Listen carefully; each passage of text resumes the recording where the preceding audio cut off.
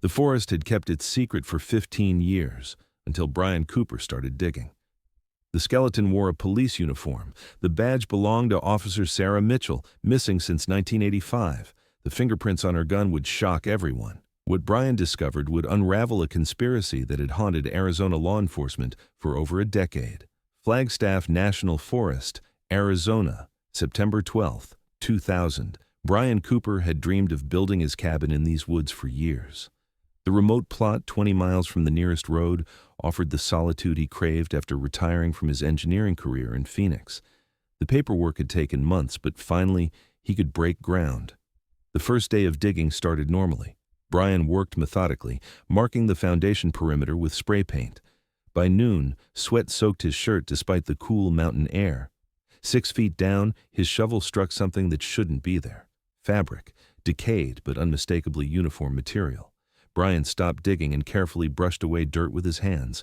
What emerged made his stomach lurch. Bones, a human skull, and pinned to the rotting fabric, tarnished but readable, was a police badge. S. Mitchell, Badge 4471, Arizona State Police. Brian had lived in Phoenix long enough to remember the case. Sarah Mitchell, the young female trooper who vanished without a trace in 1985. The story had captivated the state. Massive search efforts, media coverage, theories ranging from accidental death to abduction, but no body had ever been found. Until now. Brian backed away from the grave, his hands shaking as he pulled out his cell phone. No signal this deep in the forest. He'd have to drive to the main road. 2 hours later, Detective Linda Rodriguez arrived with the Coconino County Sheriff's forensics team. Rodriguez was a 15-year veteran who had recently transferred from Phoenix PD. She recognized the name on the badge immediately. "Sarah Mitchell," Rodriguez whispered, photographing the scene. "Jesus, we've been looking for her for 15 years. The forensics team worked carefully, treating the site like the crime scene it clearly was. As they excavated around the skeleton, more evidence emerged. Sarah's service weapon, still in its holster, her radio, and something that made Rodriguez's blood run cold, handcuffs secured around the skeleton's wrists. She was restrained when she died, the forensic photographer noted. Rodriguez studied the scene. This wasn't a random burial. The grave was precisely 6 feet deep in a remote location that would never be found accidentally. Someone had planned this carefully. But who kills a police officer and why? The Coconino County coroner, Dr. Patricia Vance, examined the remains at the scene. The skull showed clear evidence of trauma, 2 bullet holes, entry and exit wounds consistent with close-range gunshots. Execution style, Dr. Vance told Rodriguez. She was shot twice in the back of the head. Rodriguez felt sick. Sarah Mitchell hadn't disappeared. She'd been murdered. The news spread quickly through law enforcement circles. By evening, FBI agent Jennifer Walsh had arrived from Phoenix to coordinate with local authorities. Sarah's case had originally been handled by the Arizona State Police, but the FBI had maintained interest due to the unusual circumstances of her disappearance. "This changes everything," Walsh told Rodriguez as they stood beside the excavated grave. "We're dealing with a homicide that someone went to great lengths to conceal." The evidence was processed at the FBI's Phoenix Crime Lab. Sarah's service weapon yielded the most surprising discovery: fresh fingerprints on the grip and trigger guard. After 15 years buried in forest soil, the prints had been preserved by the gun's protective coating. Lab technician Robert Hayes ran the prints through AFIS, the automated fingerprint identification system. The results came back within hours. 2 matches. Both active police officers. Detective Frank Morrison, Arizona State Police, 22 years on the force. Sergeant Carlos Herrera, Arizona State Police, 18 years on the force. Hayes double-checked the results. There was no mistake. Morrison and Herrera's fingerprints were on Sarah Mitchell's service weapon. Agent Walsh stared at the computer screen in disbelief. 2 active state police officers. Morrison had been Sarah's training supervisor. Herrera had worked the same district. "We need to move carefully," Walsh told Rodriguez. "If these officers killed Sarah, they've been walking free for 15 years. They probably think they got away with it." The investigation took on new urgency. Walsh assembled a task force of federal agents with no connections to the Arizona State Police. They began surveillance of Morrison and Herrera while building a case. Morrison lived in an expensive house in Scottsdale, far beyond what a detective's salary could afford. Herrera owned multiple rental properties and drove a luxury car. Both men had accumulated wealth that raised questions. Financial analysis revealed suspicious patterns. Large cash deposits appeared in both officers' accounts throughout the 1980s and 1990s. The deposits coincided with major drug seizures that mysteriously yielded less evidence than expected. Dr. Sarah Kim, a forensic accountant brought in by the FBI, traced the money flows. "These officers have been taking bribes for years," she told Walsh. "The pattern goes back to at least 1984. The picture was becoming clearer. Sarah Mitchell had discovered corruption in her own department. She'd been killed to silence her. But the task force needed more evidence. They decided to approach the officers separately, hoping one would break under pressure. Frank Morrison was arrested at his home on a quiet Sunday morning. He was grilling steaks in his backyard when federal agents surrounded the property. "Detective Morrison, you're under arrest for the murder of Officer Sarah Mitchell," Walsh announced. Morrison's face went white. After 15 years, he'd thought he was safe. At FBI headquarters, Morrison sat across from Walsh in the interrogation room. His lawyer advised silence, but Morrison was clearly shaken by the arrest. "Frank, we found Sarah's body," Walsh began. "Your fingerprints are on her service weapon." Morrison tried to maintain composure. "That's impossible. I haven't seen Sarah Mitchell since 1985. Walsh slid crime scene photos across the table. "These are your fingerprints on her gun, Frank, clear as day." Morrison stared at the evidence. His hands trembled slightly. "You were her training supervisor. You had access to her weapon during qualification training." "Yeah, so? I trained dozens of officers. But how many of them ended up dead with your prints on their guns?" Morrison's lawyer intervened. "My client isn't answering any more questions." But Walsh had seen something in Morrison's eyes. Fear. Guilt. The look of a man whose past was catching up to him. While Morrison was being processed, agents arrested Carlos Herrera at the state police barracks. Unlike Morrison, Herrera broke down immediately. "I never wanted to hurt her," Herrera sobbed as handcuffs were applied. "She was going to destroy everything." Agent Walsh conducted Herrera's interrogation personally. Without his lawyer present, Herrera was eager to confess. "Sarah found out about the money," he said, tears streaming down his face. "She had evidence, photos, recordings, financial records." "What kind of evidence?"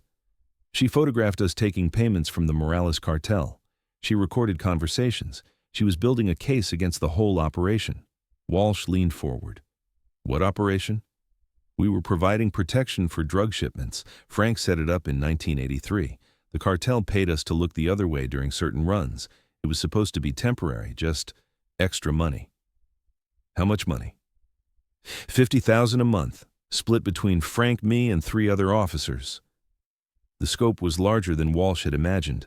A 5-officer corruption ring operating for years.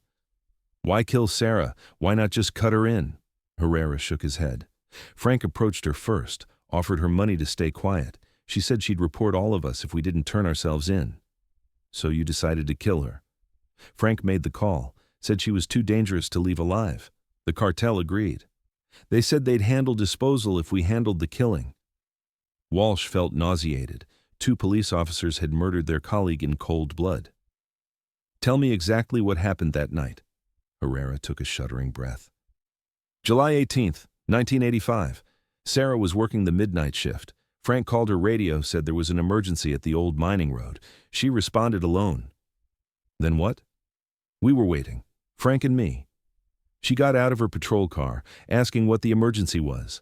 That's when Frank shot her." "Twice in the head?" "Yeah. Then we put her body in Frank's truck, drove to the forest, dug the grave, buried her with her uniform and equipment." Walsh had heard enough confessions to recognize truth. Herrera's story was consistent with the physical evidence. "What about her patrol car?" "We drove it to Highway 87, left it running with the door open, made it look like she'd walked away and died of exposure." The cruel irony wasn't lost on Walsh. Sarah's colleagues had murdered her, then participated in the search efforts to find her body. With Herrera's confession, the case against Morrison became airtight. When presented with his partner's testimony, Morrison finally broke down. Sarah was naive, Morrison said during his second interrogation. She thought she could change the system, but the system was working fine until she started digging. Working fine for who? For everyone smart enough to take advantage. The cartels were going to move drugs whether we helped or not. At least this way, we got paid. Walsh stared at Morrison with disgust. So you killed a fellow officer for money? I killed a threat to my operation. Sarah Mitchell was going to destroy 5 careers over some misguided sense of duty. The callousness was breathtaking. Morrison showed no remorse, only anger at being caught. The investigation expanded to identify the other corrupt officers Herrera had mentioned. 2 had died in the intervening years, one in a car accident, another of a heart attack. The third, Lieutenant James Crawford, was arrested at his retirement party. Crawford, facing overwhelming evidence, pleaded guilty immediately. I just wanted to provide for my family, he told the judge, but I never thought anyone would get killed. The Morales cartel connection led to additional arrests. 3 cartel members were extradited from Mexico to face charges related to Sarah's murder and the corruption scheme. Brian Cooper attended the trial, having discovered Sarah's body. He testified about finding the grave and his decision to immediately contact authorities. I couldn't just cover it back up, Brian told the jury. Someone deserved justice. The evidence was overwhelming. Morrison and Herrera were convicted of first-degree murder and sentenced to life in prison without parole. Crawford received 25 years for his role in the corruption conspiracy. Sarah's brother Michael attended every day of the trial. When the verdicts were read, he finally felt closure after 15 years of not knowing. Sarah died because she was honest, Michael said outside the courthouse. These men killed her because they were corrupt. At least now everyone knows the truth. The Arizona State Police underwent major reforms following the scandal. New oversight procedures were implemented to prevent future corruption. The department established the Sarah Mitchell Award for officers who demonstrated exceptional integrity. Brian Cooper completed his cabin on a different part of his property. He planted a small garden near where Sarah's grave had been discovered, with a marker reading, "In memory of Officer Sarah Mitchell. She died serving justice." The forest that had hidden Sarah's secret for 15 years became a place of remembrance. Hiking trails were built nearby, and a small memorial explained her story to visitors. Agent Walsh continued investigating police corruption cases throughout her career. Sarah's case had shown her how deep corruption could run and how dangerous it was for honest officers. Sarah Mitchell represents the best of law enforcement, Walsh said at a police academy graduation ceremony. She chose death over dishonor. That's the standard we should all aspire to. Dr. Vance, the coroner who had examined Sarah's remains, kept the case file on her desk as a reminder. Some deaths speak louder than words, she would tell her staff. Sarah Mitchell's death exposed a conspiracy that had operated for years. The Morales cartel was ultimately dismantled, with dozens of arrests across Arizona and Mexico.